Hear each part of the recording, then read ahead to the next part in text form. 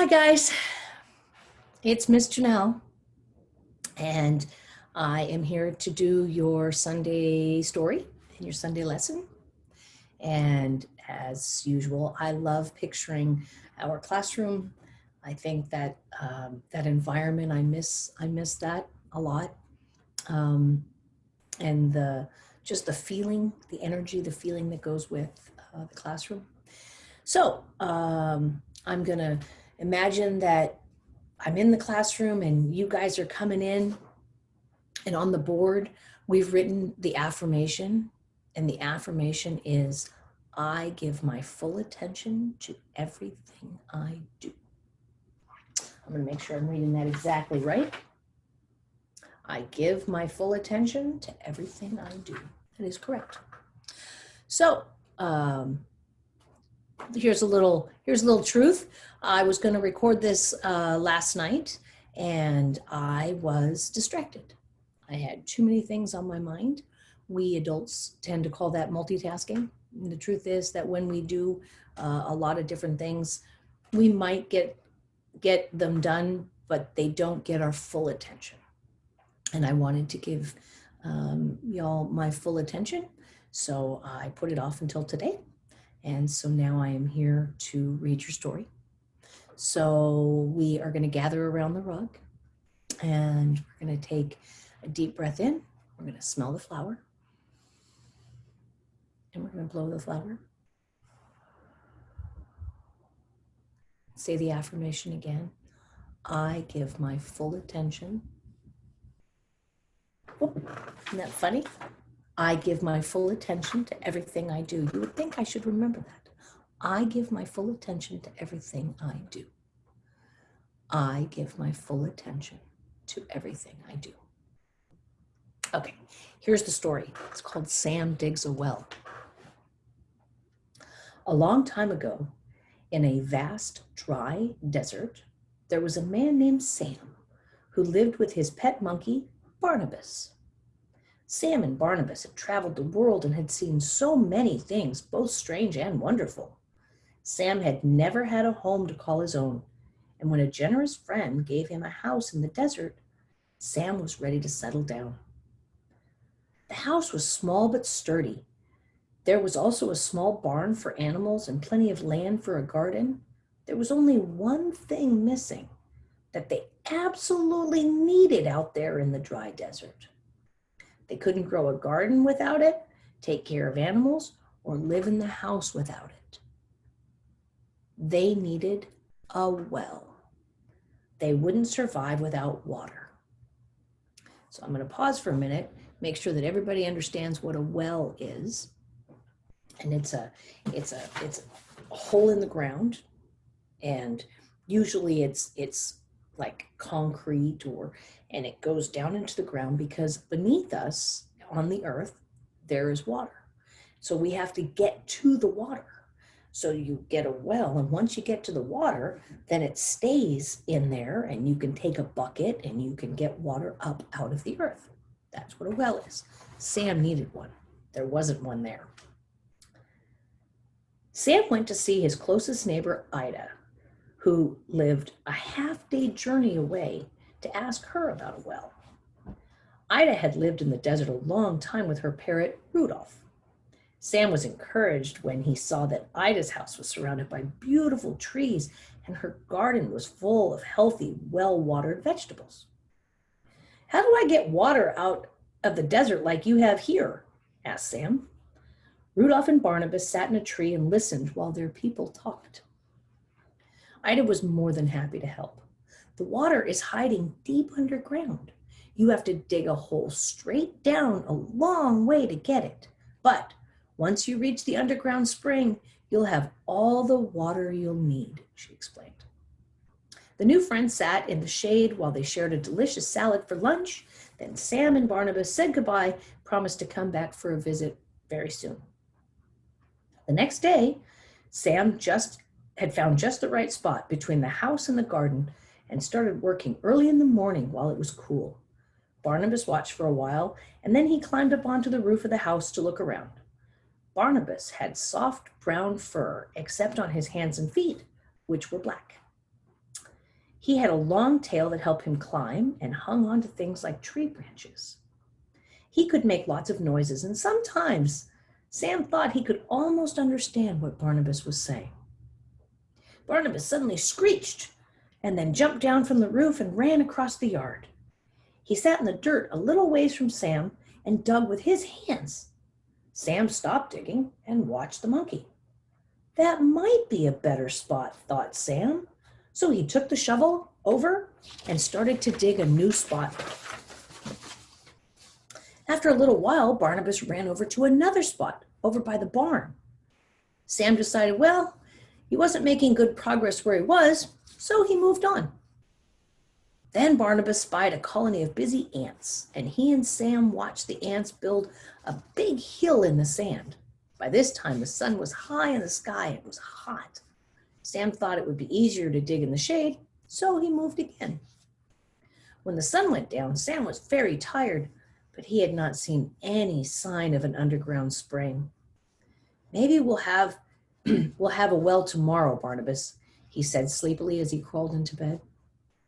The next day, Sam planned to dig straight down all day, but he found some really neat rocks while digging, and then he started to build a wall.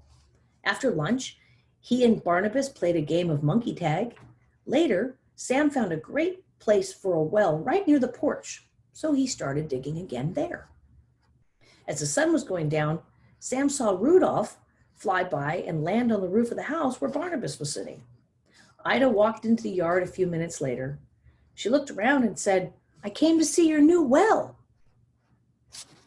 "There is no well. I don't think there ever will be. I haven't seen any water," complained Sam in a sad, tired voice. Ida calmly looked at all the holes, the piles of stones, the half-finished wall, and the monkey on the roof. "The water is there, but you're not going to find it this way," she said kindly. "You must dig steadily in one spot without moving. As you fill your shovel with dirt, fill your mind with the thought of cool, clear water. Don't think of anything else until your feet are wet." She paused and then added, "I'll take Barnabas home with me while you work." Without Barnabas leaping around, Sam did find it easier to work. He realized that his mind could be a bit like a monkey too, leaping from one thing to another. A few days later, Sam came into Ida's yard carrying a jug. Barnabas leapt onto Sam's shoulder in welcome, and Rudolph flapped around his head. "I did it! My feet finally got wet," Sam said happily. "Would you like a drink of some delicious, cool, clear spring water?" Sam poured everyone a drink from his jug. While they refreshed themselves, Sam asked Ida about what to plant in his garden, now that there was plenty of water to make it grow. All right, so now the questions. So the first one is, what made it hard for Sam to concentrate on his one task? So I think that it was Barnabas, but he also was not focused, right? As soon as Ida said, take the shovel and you clear your mind. So no matter what you're doing, if your mom or dad or your grown-up asks you to clean your room, right? And you've got toys everywhere and it seems a little bit overwhelming, right? And then when you start to clean up your toy, you pick up this toy and you want to play with, oh, this toy's fun. And suddenly you're playing with the toy and you look around your room and nothing's been cleaned, right? So you take one thing. All right, I'm gonna clean this part of my room. And then I'm gonna clean this part of my room. So you take one small task. I think that would help. What helped Sam succeed in digging the well? He focused. He focused. And he stayed in one place on one task. And he wasn't scattered all over the place. And the fact that Barnabas wasn't there probably helped too. What do you think might have happened if Sam couldn't concentrate on what he had to do? I remember earlier in the story, he cannot live in that house without water. So likely he would have had to move and he and Barnabas would have been traveling again and not being settled. So that's what I think would have happened. And the last one is, did you ever have something to do that required your concentration? Maybe cleaning your room, maybe for you older kids, maybe helping with the dishes or some chores around the house, or schoolwork, right? Right now it's summer, so I'm not thinking about schoolwork, but soon school's going to start again. And so it's going to require your concentration. It's going to require you to focus. So the question was, did you succeed at the thing that you focused on? And what helped you? Because if something is helping you, then repeat that, right? So I know, like I said earlier, that I was going to do this last night, and I knew that I was too distracted. And I also knew what to do today to make myself successful. So I came into a quiet room and there's no distractions. Well, that's not entirely true. It's a house. There's people here. So I am focused. That's the difference. So I cannot say that there's no distractions. I can tell you that I am tuning them out. I'm ignoring those distractions, and I'm giving you my attention. And I set myself up today to be successful. So that is the end of our lesson. How about first of all, I'm going to say we love you, we bless you, we appreciate you, and we behold the Christ in you. And how about we finish out this day with the prayer for protection? The light of God surrounds us. The love of God enfolds us. The power of God protects us. And the presence of God watches over us. Wherever we are, God is, and all is well.